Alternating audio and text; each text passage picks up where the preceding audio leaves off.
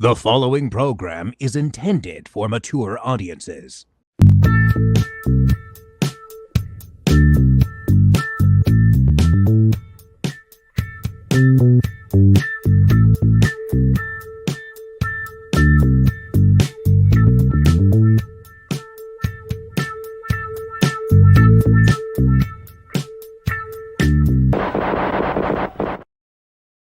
Oh yeah, it's time once again for Flesh Wound After Dark, Skinmax double feature. I'm Flesh Wound Dan, joined by Producer Todd. Producer Todd, how goes it? It was good, but now I'm in a bad mood. Dan doing his ASMR to start us off. Gotta draw him in with the ASMR, Todd.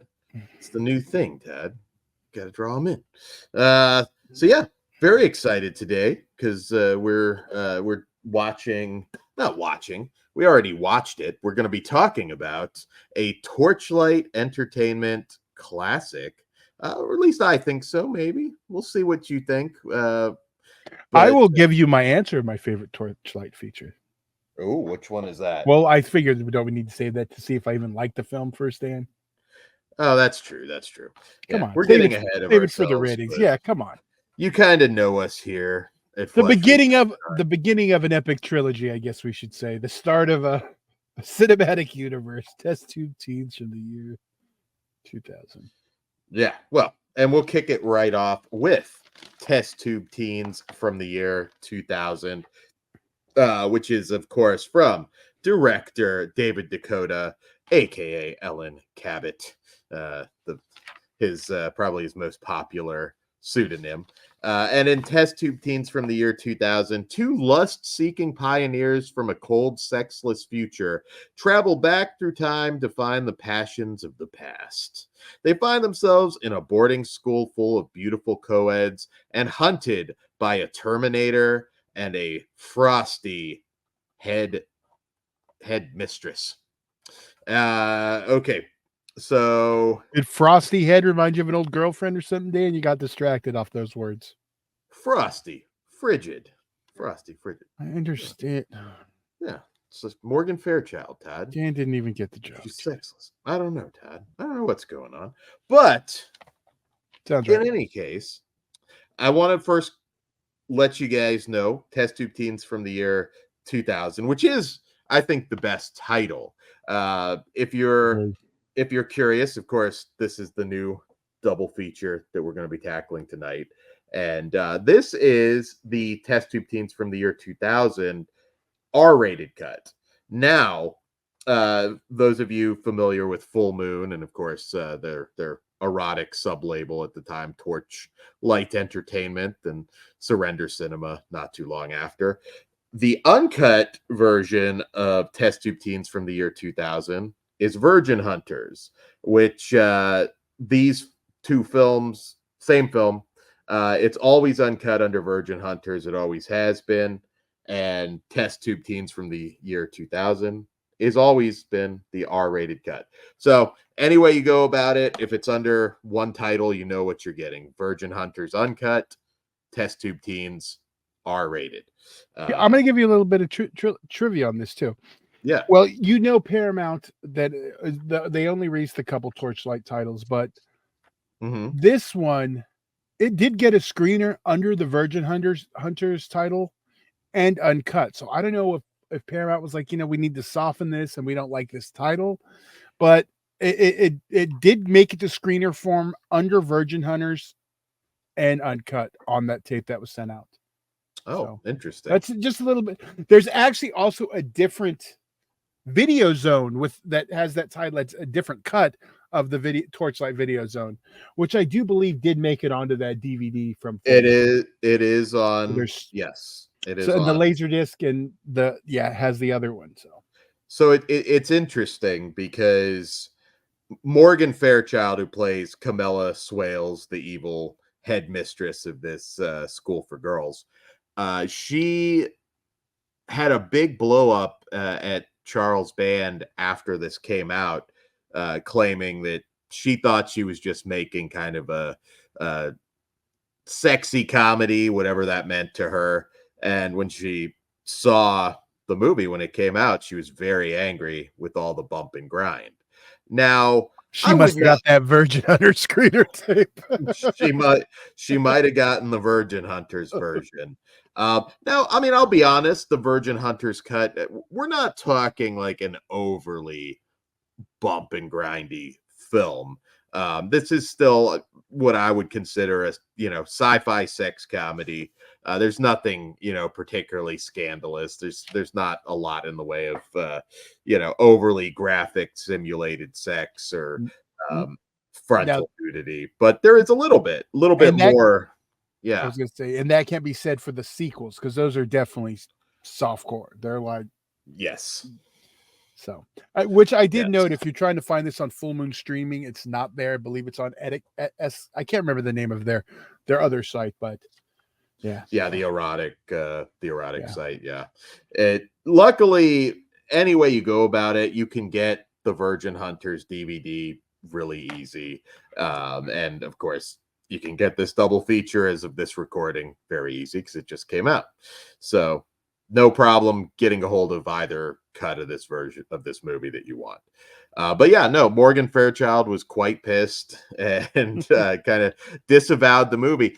Oddly enough, it's funny, on that Video Zone, she seemed like she was having a blast. She was very enthusiastic. She said she modeled of all the things I would expect to come out of Morgan Fairchild's mouth, I would never have expected I modeled my performance after Ilsa, She-Wolf of the SS.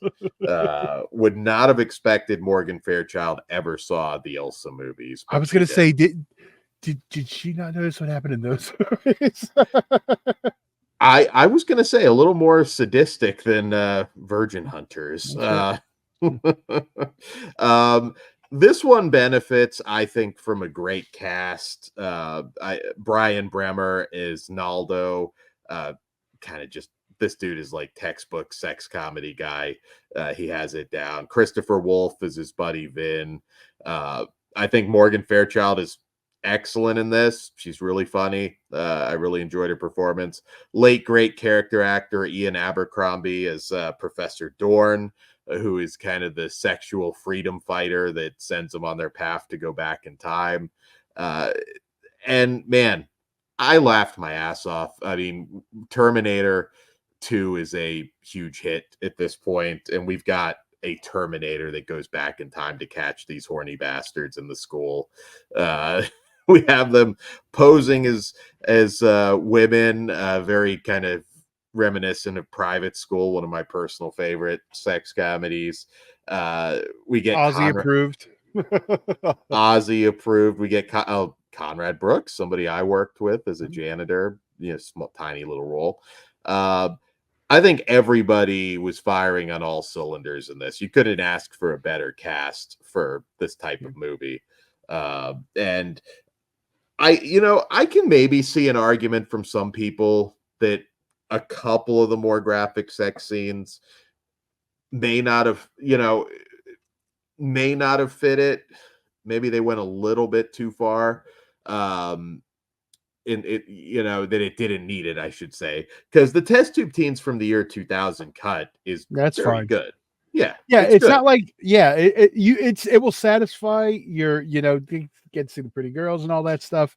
Yeah, and it is like on that version, I don't feel like, okay, I want to fast forward. I don't have that urge. And not that I don't. Virgin Hunters, I do love this picture. So the extra and the uncut version, I'm like, cool.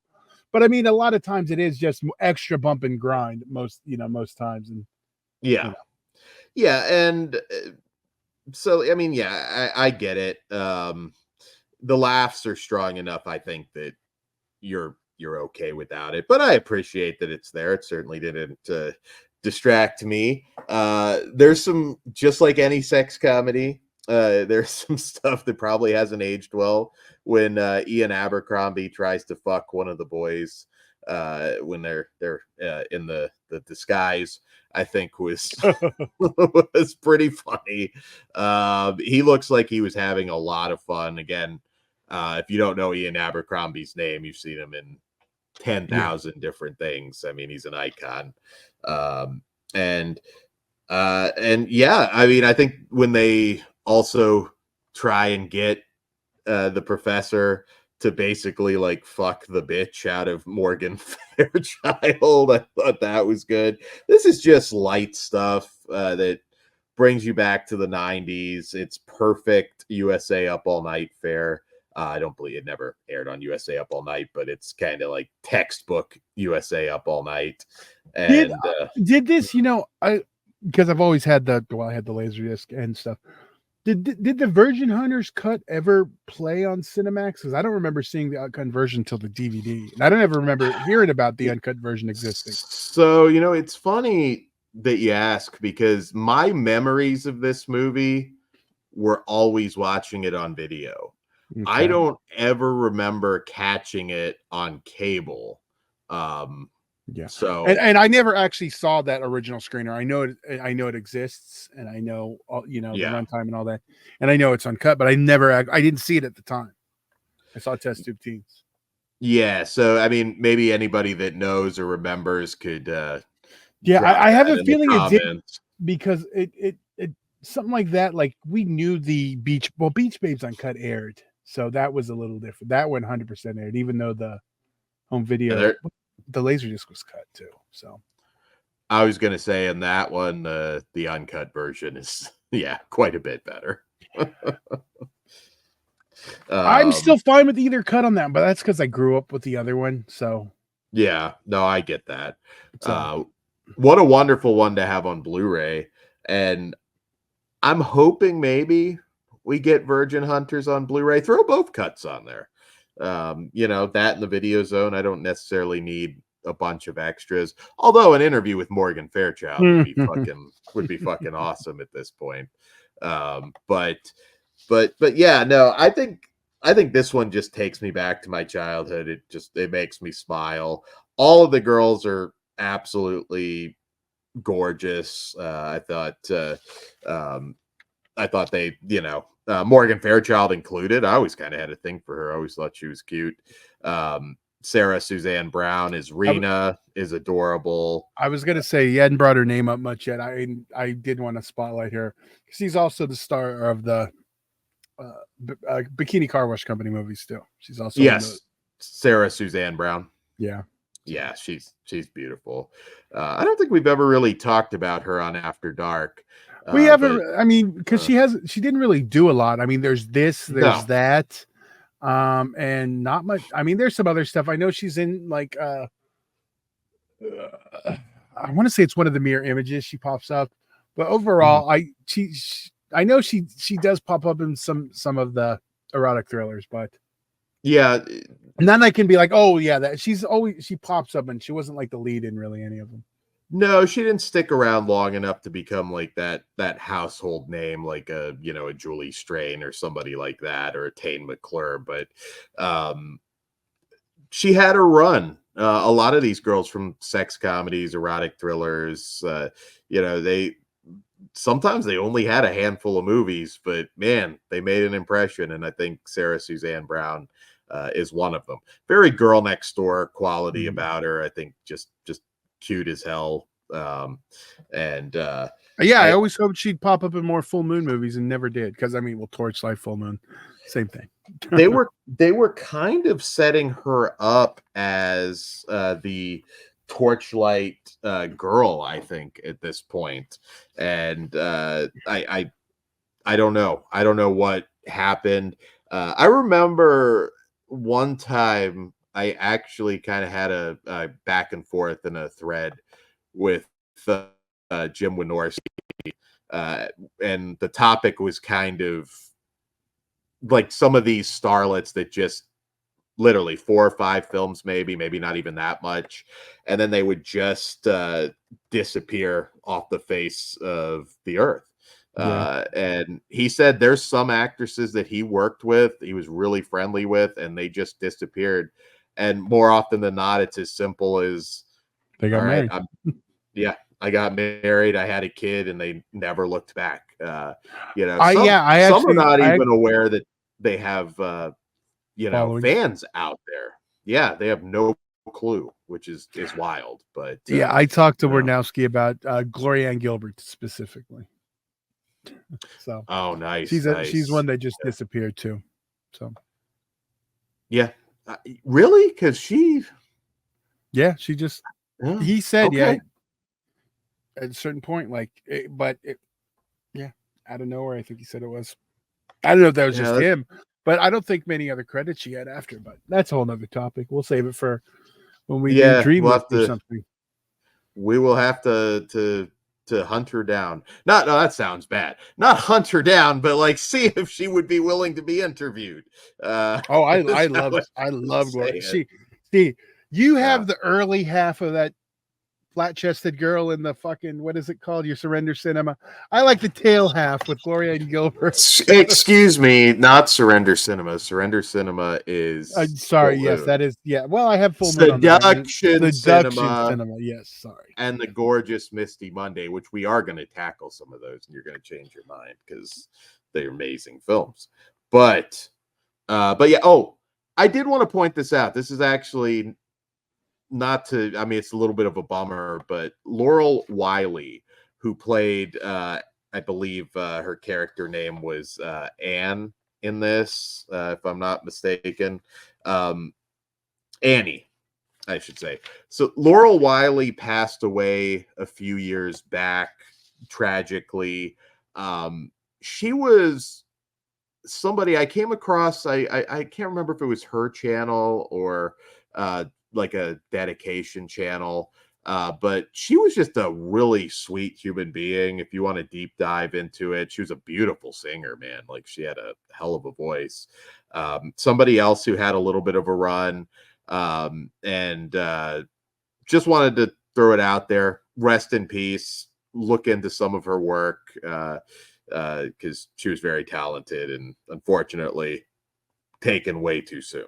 But yeah, just back to the movie.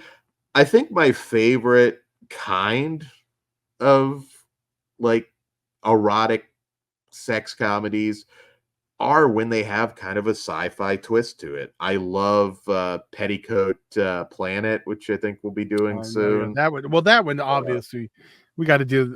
Do we do an Oblivion show? Throw that in there. It is on the sets, but unfortunately, Oblivion's not Flesh Wound After Dark. I want to do the Oblivion movies. Well, we'll just time them. That makes sense. We do the Oblivion movies, and you're like, check out the other one After Dark. We'll put Petticoat with something else. There we go. Absolutely. Well, there's two. Wait, no, there's only one Petticoat. There's one Petticoat Planet.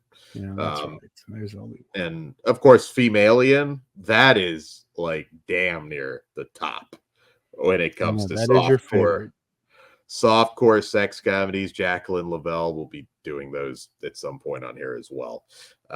But as far as acting goes, because again, we have, I hate saying this because it's like a backhanded sort of thing, but legit actors in this, very talented mainstream people. I think it's one of the better casts for this type of movie, and it checks just about every box. It really does. And I'm not going to quite go with a 5, but I am going to give this one a 4.5. Call it nostalgia, guilty, but I fucking love it. Disappointed in you, Dan. This is the best Torchlight title for me. Bottom line. Sorry, Beach Babes. I'm a 5. I love this one. Like I said, Laserdisc, love it. Watched it quite a bit. This one's just fun. Did you keep your Laserdisc? Because I know you've sold off some Laserdisc, but I was trying to remember and I don't remember. I have to go look. Okay. This would be one I feel like I would frame and just keep it forever. But I think I sold this one for a good amount. So, but okay. I haven't checked. Well, you can buy it back when you have when the regret starts. You know what? Be glad. I never sold any of my Troma laser discs, but I don't have that many. And next up, we have a somewhat lesser known movie, certainly compared to Test Tube Teens, but one nonetheless I was very excited to cover, and that is the 1998 film from writer-director Aline Michaels, Rebecca's Secret, right there. So in Rebecca's Secret, a detective suspects that fashion photographer Rebecca could be involved in the murder of her abusive husband. Okay, so first off, I just want to talk a little bit about the cast on this one, since it isn't quite as well known. The director didn't do a whole lot, but he stayed right in this genre. In addition to Rebecca's Secret, he also directed Mistress of Seduction and Private Lies. And this film stars Amy Rochelle, who we'll probably talk a lot about during the review, but she was in a lot of stuff. Possessed by Night, which is a blast. I think you'll see us maybe cover that around Halloween time, because that is a rare kind of supernatural erotic thriller. I know the We Kill for Love documentary covers that one. She was also in Midnight Confessions, which we covered, Masseuse, and she kind of called it quits with a horror movie in 2008 called Ghouls Gone Wild. But kind of hung around this genre. Secret Games 2 is another one. Which you mentioned Secret Games 2. This actually has a connection with both actresses, because from Test Tube Teens from the year 2000, it also has Sarah Susan Brown in an early appearance. So there's that just random connection for this double feature we're reviewing tonight. Absolutely, yeah. I didn't think of that, but yeah, the Sarah Susan Brown double feature. Well, Secret Games, you got the double feature of these two. This is true. Both leading ladies. Absolutely. Like I said, Amy Rochelle, great memories, some Playboy TV stuff. Also wanted to mention Lauren Hayes, who is also a veteran of this genre. I know she did some Silk Stockings as well. She was in an action movie called Raven with Burt Reynolds. But she was in Mirror Images 2. She was in Meatballs 4, Todd Loya favorite. Coming soon to Farce in about 2 years. Exactly. The Great Bikini Off-Road Adventure, which we referenced recently. She was in the, in my opinion, also an absolute classic, Alien Files, or if you watched it on Skinmax, The Sex Files with Kira Reed. That is a classic film. Beverly Hills Bordello, another late night TV show. Stripper Wives, Web of Seduction, Passion Cove. She really kind of made the rounds in a lot of this stuff that we know and love. She called it quits shortly after Womb Raider, where she played Kara Loft. That is softcore, by the way. That is despite kind of sounding more hardcore. But Womb Raider sounds like some deep dicking. So Womb Raider, yes, Womb Raider does sound like some deep dicking. For sure. I think I got a new nickname. I'm using that one now. But to the movie, I think we ran down most of the cast. So I'll just lead off by saying what Amy Rochelle lacks in acting talent, she makes up with bomb ass titties. This is definitely a movie that is fully uncut. There is tons of nudity, full frontal nudity. If you're looking for skin, this one has it. Having said that, it is not the movie that Virgin Hunters, aka Test Tube Teens from the year 2000 is. It's very cheap, kind of thrown together.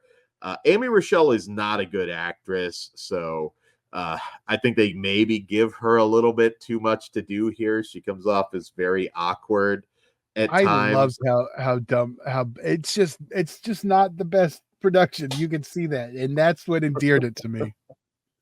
The fact that but that's what it's a B movie. It's a B movie through and through.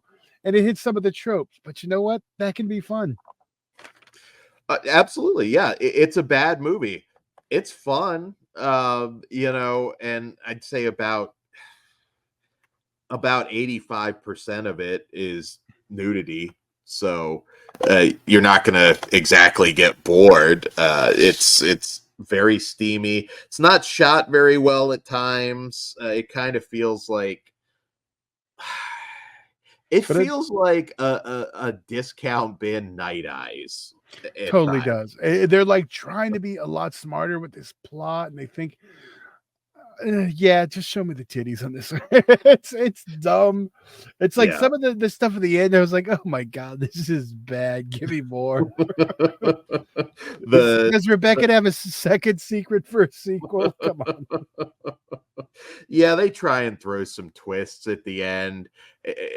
I'm not even giving anything away, but it climaxes, maybe not the best word to use in this type of film, but it climaxes with a bitch fight in a pool, and it's really stupid and kind of makes me laugh. Loved it. It was so dumb. It is on the more graphic side for softcore. In fact, there were some Anne Heche butthole shots in here with Amy. I believe that gives it an automatic 5 on the Dan scale.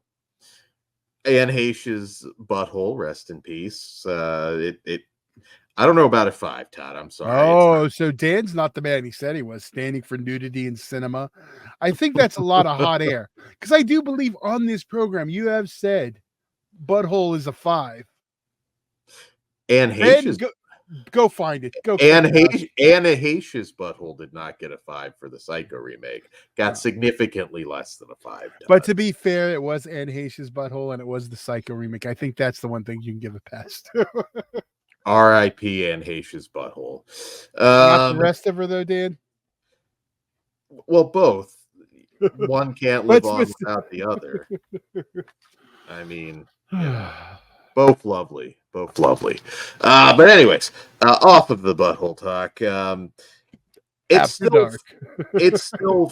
still fun, but there's no doubt. Like it's like fuck. Just let's go to the finish. At times with this.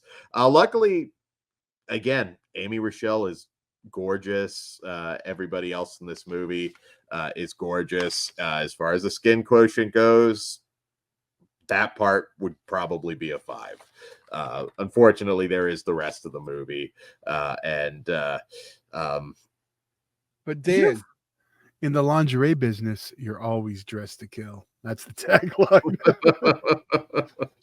Which doesn't make sense, because I didn't know, oh shit, she's wearing lingerie, she's about to smoke me. That's not a thing. So why is she dressed to kill her? I guess they're saying she's dressed to. I get it. There is heavy erotic thriller logic in this, because it can be like a dude that just tried to break in and kill a girl, and they're fucking like not even 30 seconds after. You know what? Try breaking in houses, Dan. It doesn't happen. So don't do it. I'm just telling you now. But Dan got his first B&E as a youngster. This is one that if you had like a Shannon Tweed maybe in the lead role, I don't think it would have saved it completely, but it would have been like, what the fuck is Shannon Tweed doing in this piece of shit? That's what we would have been saying the whole time. It is like on the lower scale as far as the production, but again, hey, sometimes you just want to look at pretty girls, and this has pretty girls in all their glory. So how do I average this one out for my score? Right, don't forget to factor in the butthole shots. The butthole shots, indeed. Which, if you'd like me to go first, I can, sir. Go for it, Todd. All right. Well, since I tend to review off how much I enjoyed this, and this is a bad movie, but I did enjoy it quite a bit. Well, the first movie I really legitimately love. That's a great film. This is not, but there's fun to be had. Like I said, I'm just gonna be a little generous. I'm going to give it. I'm going right in the middle, 2.5. Ooh, I'm going to be a little more generous and give it a 3 just because the nudity was so great. I was going back and forth between that, but it is one of those. I'm just trying to average. So, like, I'm not going to argue your 3 because I almost said a 3. So, yeah, the non bump and grind portion, it's a piece of shit. But it's fun. See that, and that's the thing. So, I get it. It's in that so bad it's good territory. But like I said, like 85% of it at least is nudity. So you're good 85% of the time. yeah.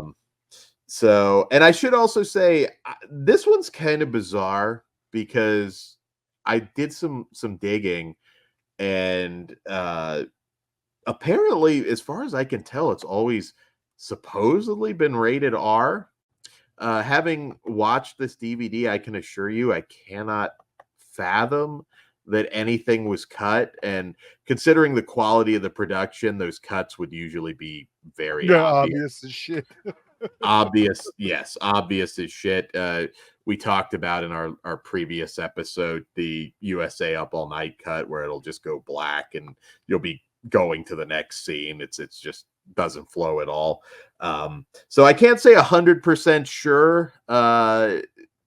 This is one that I believe is uncut. I cannot fathom, especially with some of the more explicit nudity. Well, if it was always rated R, then there's no cuts. You know what I mean? I could not find any unrated cut on this one anywhere. There just is. It's always had the, I believe. Well, actually, some say an hour and 21 minutes. It's an hour 22 minutes on the DVD. So I'm going to say uncut. And it's probably one you haven't seen before. So if we're wrong, please correct us in the comments. But I don't believe we are on this. There's going to be one Rebecca's Secret super fan who's going to know. If it is cut, the only thing I could imagine is if there was some deep full penetration. Yes, those buttholes are getting stuffed. If there's something cut. Murdered cheeks. Come on, you got to use the Will Smith term. Well, actually, Amy Richelle's cheeks got murdered in that one dream sequence that they cut out. It is possible, but I doubt it. So once again, guys, keep checking, keep picking up these Skinmax DVDs. Again, I know there are some that are lightly cut, but man, I am glad these are coming out because, I mean, something like Rebecca's Secret, like that is just fucking gone if it doesn't get a release soon. So I'm happy to see these coming out. I'd love to see more Nikki Fritz and Kira Reed stuff on this line. Give me some Kim Dawson, although I know some of their stuff did have very old, way out of print DVDs. Keep it alive. I hope we have many more coming. I know some people want them to be on Blu-ray, but let's be honest. Lionsgate, come on. Night Eyes, you got all 4 of them. Well, 3 of them technically, because the fourth one, they don't. Come on. I would say Night Eyes, Body Chemistry. Those films were huge hits and money makers. But the one thing, and I always say it's going to be the problem, is a lot of those 90s films were finished on tape. So they have to go back in and reassemble all the film from the tape master, lay all new opticals. So it's a process on a lot of these because it was way cheaper to finish on VHS, even though you shot on film. Now it depends, but like the first Body Chemistry, I believe that one wouldn't be. I have to kind of go back. What year was it? That's still early 80s. The finishing on video thing really, like the 90s, basically, like any straight to video. If it was going straight to video in that era and not going theatrical elsewhere, they were finishing on tape. Most stuff was. Some of these limited site exclusive Shout Factory Blu-rays, like you have something like Lords of the Deep, that was 89. That got a Blu-ray. Blood Fist, also 89, I believe. That got a Blu-ray. Yeah, those are all not 90s films you're naming, though. See what I'm saying? Yeah, but that's after like Body Chemistry. So then that one probably would be finished on film. Like, because I think that is 80s, right? The first one, isn't it, in the 88? It's in the 80s. I know that the first one, right? Maybe 89. Yeah. And there's also something like Sawbones that they put out on Blu-ray from 1995. Again, not everything is, but that's the problem with a lot of the erotic thrillers when they're trying to save money. And even look at Star Trek; they had to refinish all that, and that doesn't mean someone didn't do that. That's something like the 95 one that someone didn't reassemble it. Doesn't mean it's out of the question. Yeah. So hopefully, Shout Factory, since they have a lot of the Corman on the Corman side of things. I think that's the one good thing with that stuff is they own it. So them doing the work is of value to them, not licensing it from someone else. And then doing the work. Because then that work, it doesn't stay with them. All the Corman stuff is theirs. So so preserve it properly. So hopefully, fingers crossed. And it's not just the erotic thrillers. I mean, Carnosaur. No, 100%. The reason Hard to Die is not on any kind of disc other than that master, because it was 100% finished on video, which is why we're stuck for now. I feel like Hard to Die sells out as a site exclusive. You're not wrong, but are they going to do the work? They haven't yet. It's been requested since. Yeah, although let's be honest, like, is there Shout Factory? They're not the greatest communicators. I don't think we would know if they're working on it or not. So I'm not. Again, I'm not saying I know that's the problem and what it's been. What's the holdup's been. So if they want to do the work, if the elements are there, there's a ton of stuff with that kind of stuff. I'll make a bold prediction and say Hard to Die sells out in a week, probably. I mean, that's like everything now. Everything is like none of those Shout exclusives on the website are selling out but fast. No one. There's a smaller market for a Blood Fist than the third entry of a slasher franchise. This is true, Todd. But are you saying? Are you saying something? I am. Are you saying something like Jill the Ripper or Jill Rips? Yes. Is gonna not sell out? Come on. I am saying that. Look how long it took Bronson to sell it. You told me there's 15 copies of the movie. 2 days later, they still got copies. I'm like, The Evil That Men Do, yes, just sold out. See my point. Bronson couldn't sell it out. You think Lundgren can? And if you guys wanted that, if you were in our Discord, I put a warning that it was about to sell out, and it did the next day.